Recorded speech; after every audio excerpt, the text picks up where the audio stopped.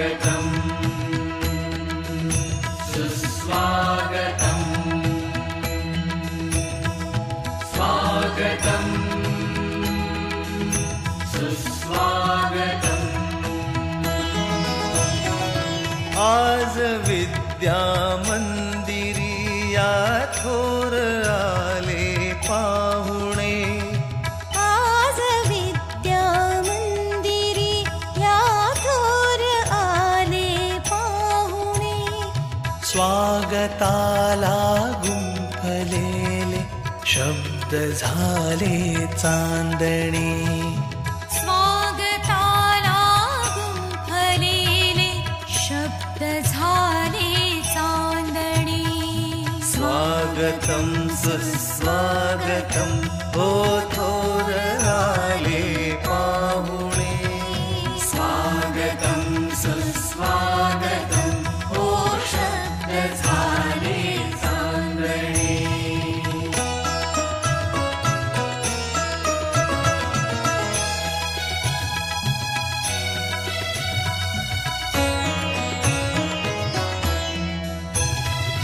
राहू द्या शीश तुमचा ज्ञान भक्तांसोबती,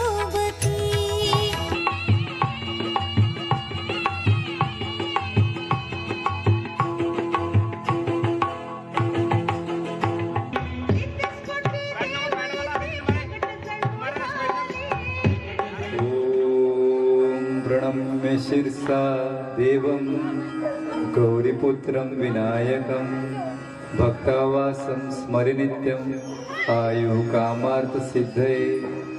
प्रथमं वक्रतुण्डं च एकदन्तं द्वितीयकं तृतीयं कृष्णपिङ्गाक्षं गजवक्त्रं चतुर्थकं लम्बोदरं पञ्चमं च षष्ठमं विकटमेव च सप्तमं विघ्नराजेन्द्रं धूम्रवर्णं तथाष्टमं नवमं बालचन्द्रं च दशमं तु विनायकम् एकादशं गणपतिं द्वादशं तु गजाननं द्वादशैतानि नामानि त्रिसन्ध्याम्या पठे नरः न च विघ्नभयं तस्य सर्वसिद्धिकरो प्रभु तस्य सर्वसिद्धिकरो प्रभु।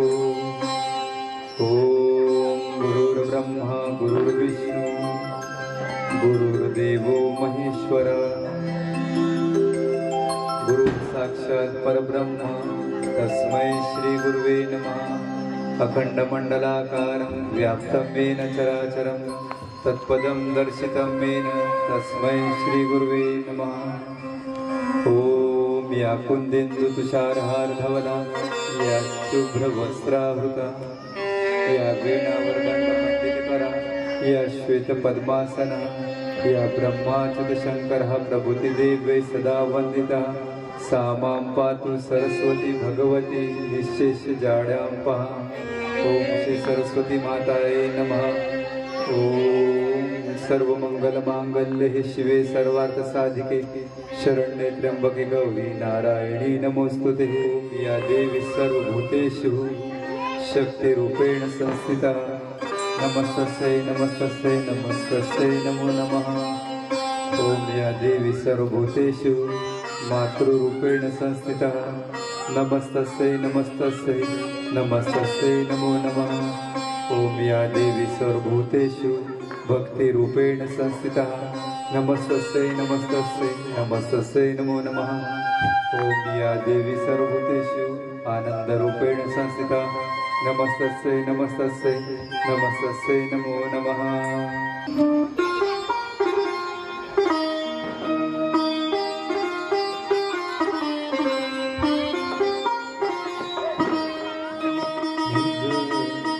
मागतो मी आता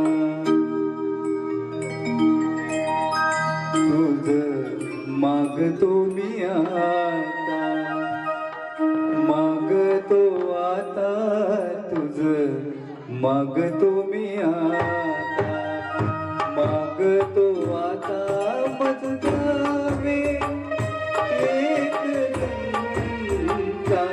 तुझ मागतो मी आता मागतो मी आता मागतो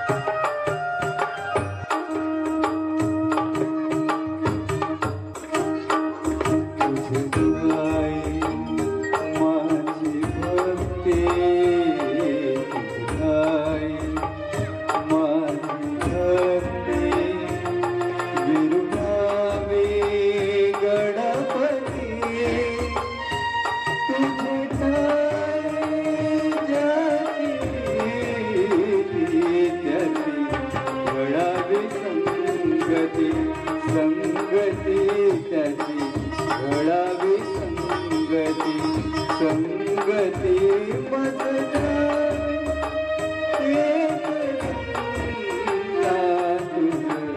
मागतो मी आता मागतो आता तुझ मागतो मी आता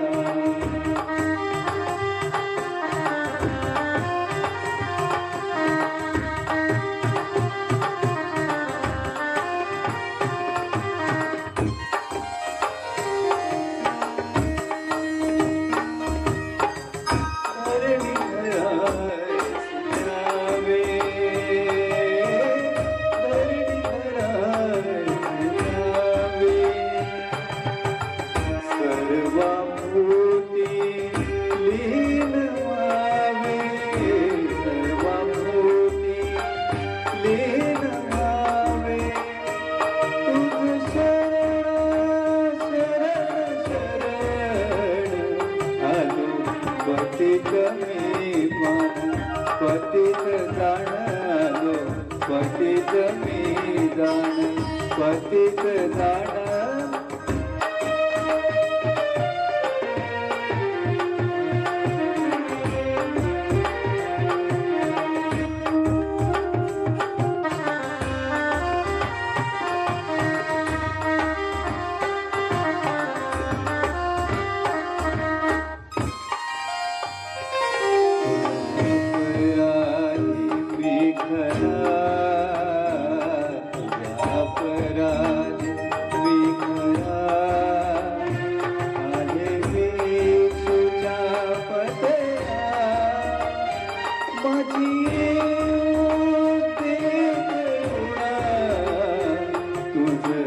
लागी गजानना गजानना तुझ लागी गजानना गजानना मज द्यावे एक दंता तुझ मागतो मी आता मागतो आता तुझ मागतो मी आता मागतो आता मज द्यावे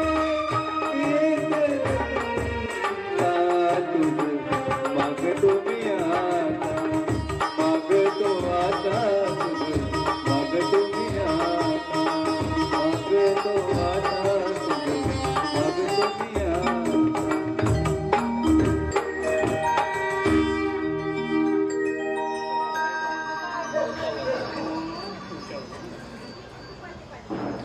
आज त्रिपुरारी पौर्णिमा आहे.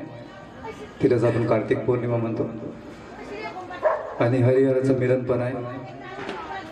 आणि आजच्याच दिवशी आपला कार्यक्रम सुरुवात झाली होती. आपल्या कार्यक्रमाला गुरु नानक जन्मापासून या कार्तिक पौर्णिमेपासून तर बहुतेक 12 ते 14 वर्ष झाले असतील कार्यक्रम सुरू होऊन.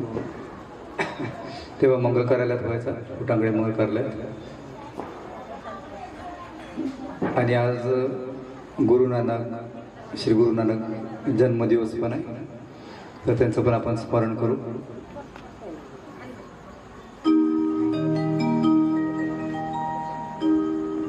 जेव्हा आपले ते गुरु येतात, गुरु मावले येतात, तेव्हा आपण पूर्ण स्वागत करतो. फुलं, दिवे, रांगोळ्या. तर आज गुरु नानक देवजी आपले झालेले आहेत. त्यांचं आपण थोडंसं भावपूर्वक त्यांचं स्मरण करू, भजन त्याचं कीर्तन करू.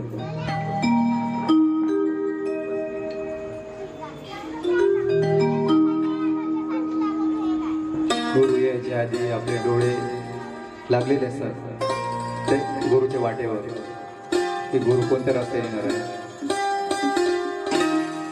त्यांची आतून भक्ती आहे, दृढ भक्ती आहे. ते आतुर होतात की गुरु माऊली कधी येतील, कधी भेट होईल, आपली पौर्णिमा कधी येते आणि कधी भेट होईल.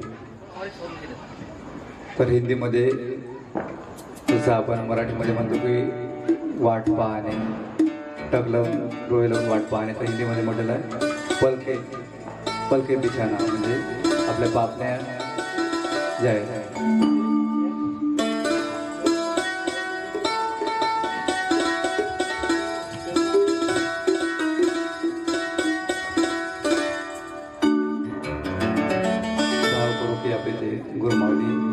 गुरु नानक देवजी आलेले आहेत, सत्यनुसाई माता आलेल्या आहेत आणि त्यांच्यासाठी आपण काय काय केलेलं आहे.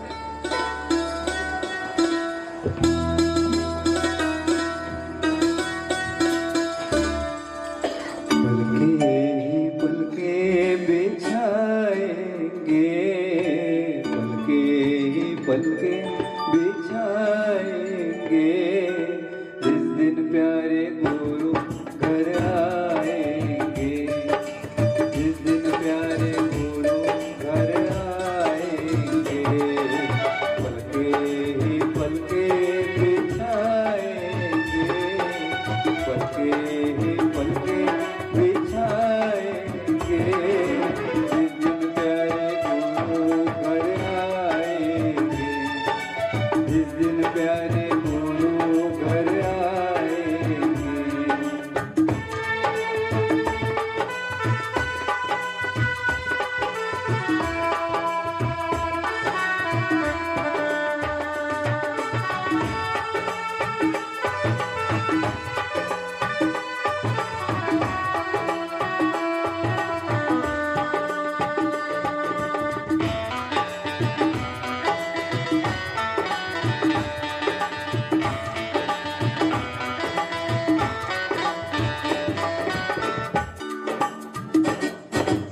घर का कोना मैंने फूलों से सजाया, घर का कोना मैंने फूलों से सजाया, तोरण भी लगाया, घी का दीपक जलाया, तोरण भी लगाया, घी का दीपक जलाया, प्रेमी जनों को बुलाएंगे, जिस दिन प्यारे गुरु घर आएंगे,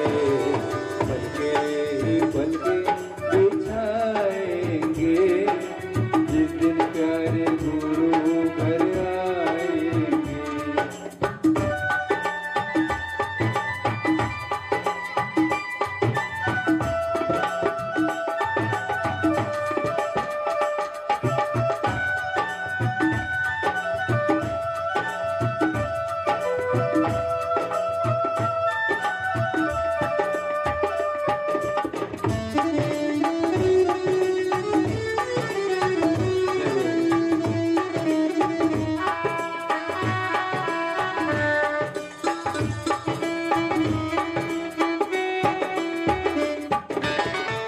कन्हैया बनकर गुरु मुरली मधुर बजाते, कृष्ण कन्हैया बनकर गुरु मुरली मधुर बजाते, भक्त भाव से नाच नाच कर गुरु तुम्हें बुलाते, भक्त भाव से नाच नाच कर गुरु तुम्हें बुलाते, नैनों से नैना मिलाएंगे, जिस दिन प्यारे गुरु घर आएंगे,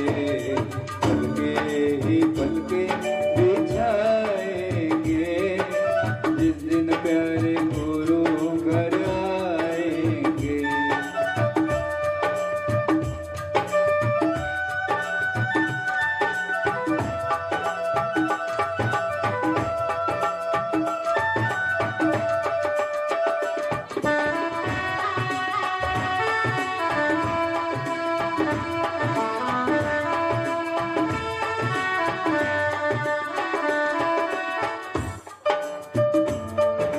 अब तो लगन एक ही गुरु प्रेम सुधा बरसाओ, अब तो लगन एक ही गुरु प्रेम सुधा बरसाओ, जन्म जन्म की मैले चादर अपने रंग लगाओ, जन्म जन्म की मैले चादर अपने रंग लगाओ, जीवन को जीवन बनाएंगे, जिस दिन प्यारे गुरु घर आएंगे, पलके बिछाएंगे, जिस दिन प्यारे गुरु घर आएंगे, जिस दिन प्यारे गुरु घर आएंगे, जिस दिन प्यारे गुरु घर आएंगे. त्रिपुरारी पौर्णिमा आहे. त्रिपुरासुराचा वध केला होता भोलेनाथांनी आजच्या दिवशी सर्व देवी देवतांची रक्षा केली होती आणि आज सद्गुरू श्री गुरु नानक देवांचा जन्मदिवस आहे आणि हरिहराची भेट पण आहे आणि देवदिवाळी पण आपण दिवे लावलेले आहेत.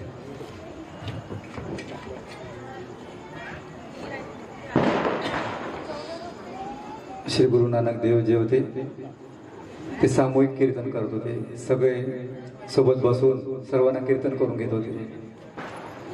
एक जण जर आपण कीर्तन भजन करतो, नामस्मरण करतो, त्याचा प्रभाव इतका नाही होत.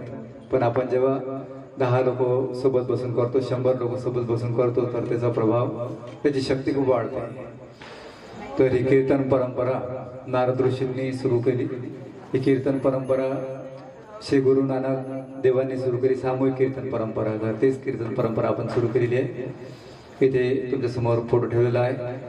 नागपूरच्या या पारळसिंगाजवळ सत्यनुसया माता गजानन महाराजांसारखेच हे होऊन गेलेले आहेत. इथे मागे एकदा कार्यक्रम झाला होता 2 वर्षापूर्वी, तर मी माहिती सांगितली होती.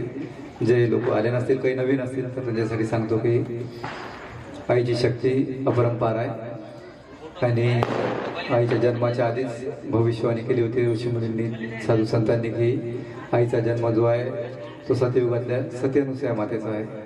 जे आपण माहूरला जातो, दत्त मंदिर आणि रेणुका मातेच्या मध्ये लागते अनुसया मंदिर, वरती जातो आपण, ओंकाराचा दरवाजा आहे. तर तीच शक्ती आहे, तिने जन्म घेतला पारळसिंगाने. तर हीच महालक्ष्मी आहे, हीच महासरस्वती, हीच महाकाली, हीच अन्नपूर्णा. तर जसे आपल्या इकडे शेगावचं प्रस्थ आहे, तसंच तिथे पारळसिंगाचं प्रस्थ आहे. खूप मोठं महाप्रसाद, पारायण, भजन, कीर्तन, पालख्या, सर्व काही तसा सोहळा होते. आणि मातेने समाधी घेतलेली आहे. खूप वर्ष झाले, 28 ते 30 वर्ष झाले असतील समाधी घ्यायला. आणि माझं लहानपणी मातेचं दर्शन खूप वेळा झालेलं आहे. मातेचा आशीर्वाद, मातेचं सानिध्य, मातेचं अन्न उष्ट पाणी, सर्व काही त्याचं लाभ मिळालेला आहे. तर ती मातेचीच कृपा, गुरुकृपा, त्याच्यात आपलं काहीच नाही. तर आपल्याला जे काही मिळते ते गुरुकृपेने मिळते, ही जाणीव आपल्याला अखंड राहिली पाहिजे. आपण जर विचार केला, कोणत्याही गोष्टीचा अहंकार जर केला की मला गुरुमारीचा आशीर्वाद मिळाला, तर तो आशीर्वाद चालला जाते आपल्या अहंकारामुळे. तर आपली काही शक्तीच नाही आहे, त्यांची कृपा असते, त्यांची शक्ती असते. त्याच्यामुळेच आपण ते आपल्याला पात्र बनवतात, त्यांच्या लायक बनवतात आणि आपल्या मस्तकावर हात ठेवतात. तर गुरु नानक देवांनी 4 यात्रा केल्या जीवनामध्ये, मोठ्या मोठ्या. आणि एका यात्रेमध्ये ते बाला मर्दानासोबत एका धर्मशाळेमध्ये थांबले होते. त्यांचा मित्र होता लहानपणीचा, मर्दाना आणि बाला, हे दोघं त्यांचे सेवकही होते. तर एका धर्मशाळेमध्ये थांबले. त्या धर्मशाळेमध्ये सज्जन व्यक्ती, म्हणजे जो दिसायलाही सज्जन आणि त्याचा व्यवहारही सज्जनचा. तर इतका सज्जन, इतका त्याचा व्यवहार आणि इतका त्याचा पोशाख की कोणी त्याला पाहण्याबरोबर नमस्कार करून गेले. पण वास्तविक पाहता तो सज्जन नव्हता, तो दुर्जन होता. तो धर्मशाळेत येणाऱ्या लोकांना लुटत होता. कोणी त्याच्या धर्मशाळेत आलं तर लक्ष ठेवत होता, कोण श्रीमंत आहे, कोण गरीब आहे. आणि रात्री झोपले की त्यांचं सोनं, चांदी, रुपये, पैसे लुटून घेत होते. पण दिसत होतं सज्जन. गुरु नानक देवांना त्यांनी पाहिलं. गुरु नानक देवांचं रूप असं होतं की एकदम खूप मोठे जमीनदार, खूप मोठे श्रीमंत व्यक्ती दिसत होते. आणि पूर्ण चेहऱ्यावर एक अलौकिक दिव्यता, तेजस्विता. तर त्याला वाटलं की आपल्याला खूप श्रीमंत व्यक्ती आपल्या हाती लागलेला आहे लुटायसाठी. आणि त्यांना धर्मशाळेमध्ये थांबवलं. धर्मशाळेमध्ये थांबवल्यानंतर रात्र झाली. गुरु नानक देवांनी अंग टाकलेलं होतं आणि पाहिला तर आकाशात चांदण्या दिसून राहिल्या होत्या. तर गुरु नानक देवांनी त्या मर्दानाला म्हटलं, त्याच्या मित्राला, की मर्दाना, रबाब बोल. रबाब म्हणजे एक सितारासारखं, पंजाबीमध्ये म्हटलं जाते रबाब. सितार किंवा विना आपल्या भाषेमध्ये आपण म्हणू. त्यांनी म्हटलं की रबाब बोल. मग त्यांनी ते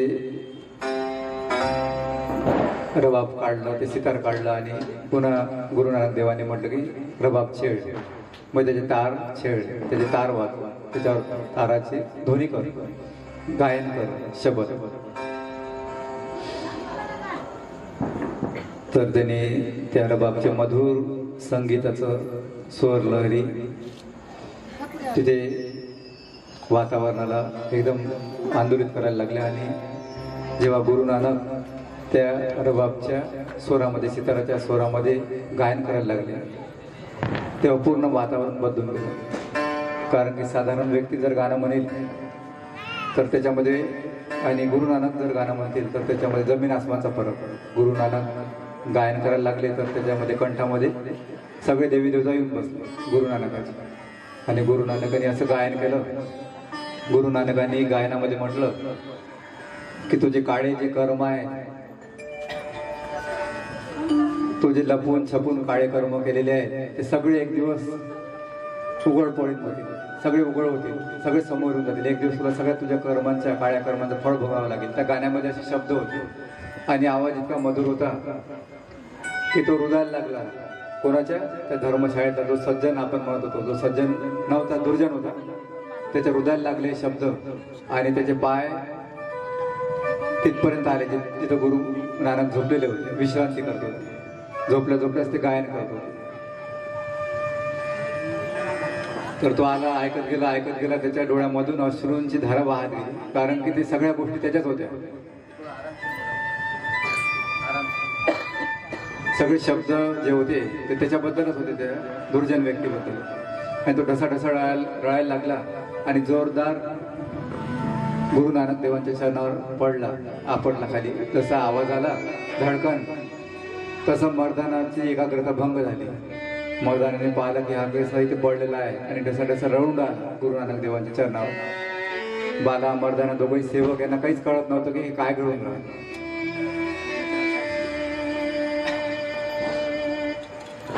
तर तो सज्जन व्यक्ती, जो सज्जन नव्हता, दुर्जन होता, तर तो त्यांनी म्हटलं की गुरु नानक देवांना की मला माफी मिळेल का, मला देव मुझे भगवान बख्शेगा क्या?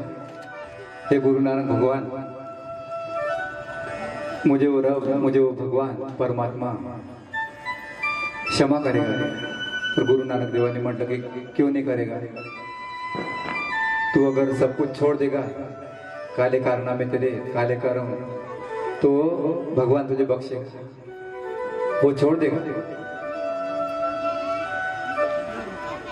तर अश्रूंनी, त्या सज्जन, त्या दुर्जन व्यक्तीच्या अश्रूंनी पूर्ण अभिषेक झाला गुरु नानक देवांच्या चरणांचा.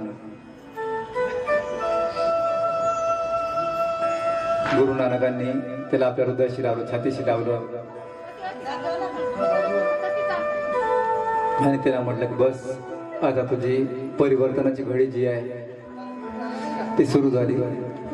परिवर्तनाचा शंख वाजला तुझ्या जीवनामध्ये. आता पूर्ण परिवर्तन होऊ दे. आता तू जे पाऊल टाकलेलं आहे ते त्या परिवर्तनाच्या दिशेने जाऊ दे. तुझं मन जे पूर्ण कलियुगी होतं त्याला सदयुगी बनवून टाक. रात्र झाली. गुरु नानक देवानी शब्द गायन केलं. सर्व भाव विभोर झाले. हृदयातलं भाव, हृदयातलं प्रेम ओसंडून वाहू लागलं. काय आज गायन केलं गुरु नानक देवांनी, लोकांना काहीच कळलं नाही. कारण की ते प्रेमामध्ये सगळे भिजून गेलं होतं त्यांचं हृदय. सगळ्यांच्या डोळ्यातून गंगा, यमुना, सरस्वती वाहायला लागल्या. कारण की गुरु नानक जेव्हा गायन करतील तेव्हा ते गायन कसं राहील तुम्ही विचार करा. साधारण व्यक्ती गायन करीत तर ते गायन कसं, आणि गुरु नानक गायन करतील ते कसं. एका गायनामध्ये त्या व्यक्तीमध्ये इतकं परिवर्तन झालं. सकाळ झाली. गुरु नानक त्या धर्मशाळेतून बाला मर्दानासोबत निघून गेले.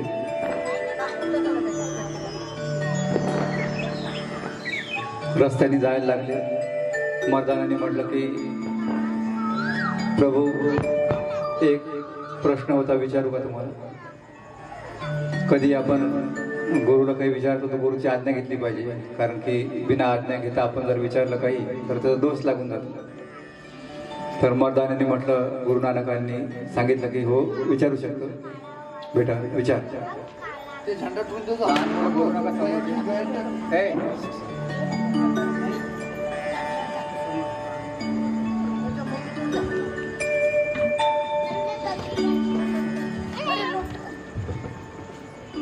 मर्दानाने म्हटलं की प्रभू,